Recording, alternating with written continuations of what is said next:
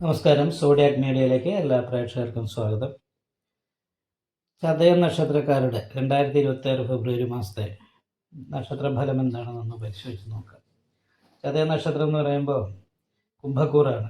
കുംഭക്കൂറുകാരെ സംബന്ധിച്ചിടത്തോളം 5-ൽ സർവേശ്വരകാരകനായിരിക്കുന്ന വ്യാഴം സഞ്ചരിക്കുന്ന സമയമാണ്. അതുകൊണ്ട് തന്നെ നല്ല ദൈവാധീനം ഉള്ള സമയമാണ്. അതേപോലെ തന്നെ ലഗ്നാൽ ഭാഗ്യാധിപതി ലഗ്നത്തിൽ സാന്നിധ്യം ചെയ്ത് നിൽക്കുന്ന എല്ലാവിധത്തിലുള്ള ഭാഗ്യങ്ങളും അനുഭവിക്കാനായിട്ടുള്ള യോഗമുണ്ട്. ലഗ്നത്തിൻ്റെ രക്ഷാസ്ഥാനാധിപതിയും സർവാഭിഷ്ട സ്ഥാനാധിപതിയുമായിരിക്കുന്ന വ്യാഴം 5-ാം ഭാവത്തിൽ നിന്ന് സർവാഭിഷ്ട സ്ഥാനത്തേക്ക് ദൃഷ്ടി ചെയ്യുന്നുണ്ട്. അപ്പോൾ സാമ്പത്തികമായിട്ടുള്ള നല്ല വർധനവിന് യോഗമുള്ള സമയമാണ്. അതേപോലെ തന്നെ ബുധശുക്ര യോഗം ലഗ്നത്തിൽ തന്നെ ഉള്ളത് കാരണമുണ്ട് എല്ലാ ഭൗതികമായിരിക്കുന്ന സുഖങ്ങളും അനുഭവിക്കാനായിട്ട് സാധിക്കും.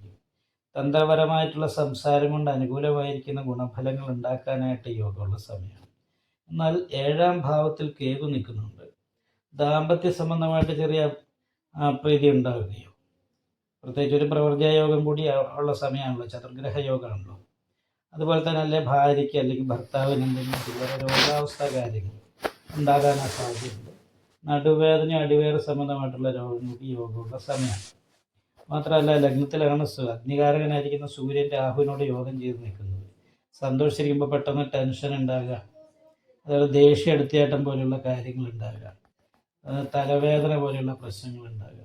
അങ്ങനെ ശാരീരികമായിട്ട് കുറച്ച് അസ്വസ്ഥതകൾക്ക് യോഗം ഉണ്ടെങ്കിലും ഭാഗ്യാധിപതി ലഗ്നത്തിൽ നിൽക്കുന്നതുകൊണ്ടും ദൈവാധീനം പരിപൂർണമായത് കാരണം കൊണ്ടും അനുകൂലമായിരിക്കുന്ന ഗുണഫലങ്ങൾക്ക് തന്നെയാണ് യോഗമുള്ളത്. ലഗ്നാൽ 12-ൽ ചൊവ്വ, അതായത് സഹായസ്ഥാനാധിപതി 12-ലാണ് നിൽക്കുന്നത്. കർമാധിപതി വീട് വിട്ട് നിന്ന് തൊഴിലെടുക്കാനാണ് യോഗം. വീട് വിട്ട് തൊഴിലെടുക്കുന്നതിനും വീടുമായിട്ട് ബന്ധപ്പെട്ട് ഉള്ള കാര്യങ്ങൾക്ക് പെട്ടെന്ന് വരാൻ സാധിക്കാതെ വരിക, അപ്പോൾ ആഗ്രഹിക്കുന്ന കാര്യങ്ങൾക്ക് തടസ്സം വരിക, അങ്ങനെ ഒരു യോഗമുണ്ട്. കാരണം പാപമധ്യസ്ഥിതിയാണ്.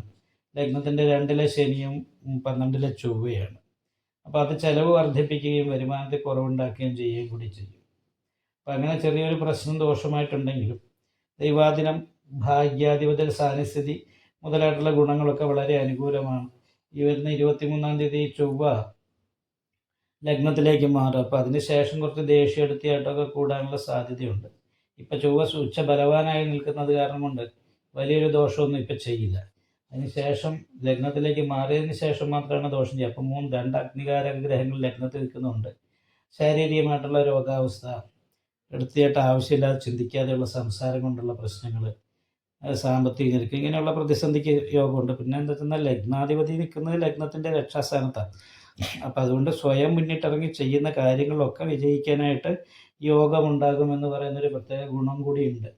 വിദേശത്ത് ജോലി ചെയ്യുക, വിദേശത്ത് പോകണമെന്ന് ആഗ്രഹിക്കുന്നവർക്ക് വിദേശത്ത് പോകാനായിട്ട് സാധിക്കും. ഇങ്ങനെയുള്ള കാര്യങ്ങൾക്ക് യോഗമാണ്. പഠിക്കുന്ന വിദ്യാർത്ഥികളെ സംബന്ധിച്ച് പഠനത്തിൻ്റെ കാര്യത്തിൽ ശ്രദ്ധക്കുറവ് പോലെയുള്ള പ്രശ്നങ്ങൾ, അലസത പോലെയുള്ള വിഷയങ്ങളൊക്കെ ഉണ്ടാകാൻ സാധ്യതയുണ്ട്. അപ്പോൾ അതൊന്ന് ശ്രദ്ധിക്കണം. അപ്പോൾ അത് കാരണം കൊണ്ട് പഠനത്തിൻ്റെ കാര്യത്തിൽ ഗണപതി ഹോമം, അതുപോലെ തന്നെ സാരസ്വത പുഷ്പാഞ്ജലി മുതലായിട്ടുള്ള വഴിപാടൊക്കെ ചെയ്യുകയും ഏകാഗ്രമായിട്ട് ചിന്തിച്ച് പഠിക്കാനായിട്ട് ശ്രമിക്കുകയൊക്കെ ചെയ്താൽ ഈ മാസം നല്ല ഗുണം ചെയ്യും. നിങ്ങളുടെ അഭിപ്രായങ്ങൾ കമൻറ്റ് ചെയ്യാം. ജ്യോതിഷവുമായി ബന്ധപ്പെട്ട കൂടുതൽ കാര്യങ്ങൾ അറിയാൻ ഈ ചാനൽ സബ്സ്ക്രൈബ് ചെയ്യുക. ഞങ്ങളുടെ ഓൺലൈൻ കൺസൾട്ടൻസി നമ്പർ താഴെ ഡിസ്ക്രിപ്ഷൻ ബോക്സിൽ കൊടുത്തിട്ടുണ്ട്. ആവശ്യമുള്ളവർക്ക് കോൺടാക്റ്റ് ചെയ്യാവുന്നതാണ്.